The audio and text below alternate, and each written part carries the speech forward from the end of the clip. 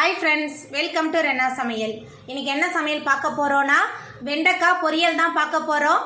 வெண்டைக்காய் சாப்பிடாத குழந்தைங்க கூட இந்த பொரியலை கேட்டு விரும்பி சாப்பிடுவாங்க. ரொம்ப சுவையா இருக்கும். எளிமையான முறையிலயும் இந்த வெண்டைக்காய் பொரியலை செஞ்சிரலாம். அந்த சுவையான வெண்டைக்காய் பொரியல் குழந்தைங்க விரும்பி சாப்பிடுற மாதிரி எப்படி செய்யறதுன்னு வாங்க பாத்திரலாம். வெண்டைக்காய் பொரியல் பண்றதுக்கு 4 டேபிள் ஸ்பூன் எண்ணெய் சேர்த்துடலாம். எண்ணெய் கொஞ்சம் தாராளமா இருந்தா நம்மளோட பொரியல் நல்லா சுவையா இருக்கும். எண்ணெய் சூடாகி வந்துட்டு இதில் பொடியாக நறுக்குன 2 பெரிய வெங்காயம் சேர்த்துடலாம். கொஞ்சமாக கருவேப்பிலை சேர்த்துடலாம்.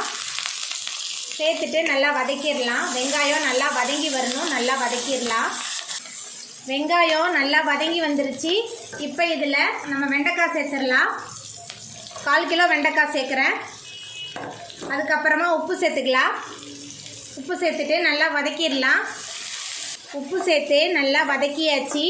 இப்போ இதில் மஞ்சத்தூள் சேர்த்துக்கலாம். கொஞ்சமாக மஞ்சத்தூள் சேர்க்குறேன்.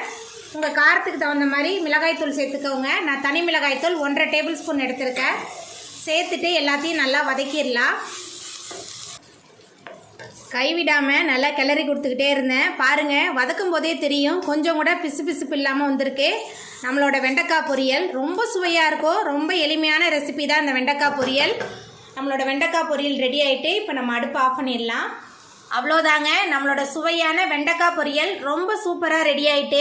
நீங்களும் உங்கள் வீட்டில் இந்த எளிமையான முறையில் செய்யக்கூடிய வெண்டைக்காய் பொரியலை உங்கள் குழந்தைங்களுக்கு செஞ்சு கொடுங்க. இந்த வீடியோ உங்களுக்கு பிடிச்சிருந்தா லைக் பண்ணுங்கள், ஷேர் பண்ணுங்கள், கமெண்ட் பண்ணுங்கள், சப்ஸ்கிரைப் பண்ணுங்கள். அப்படியே பக்கத்தில் உள்ள பெல் பட்டனை கிளிக் பண்ணிடுங்க. நன்றி.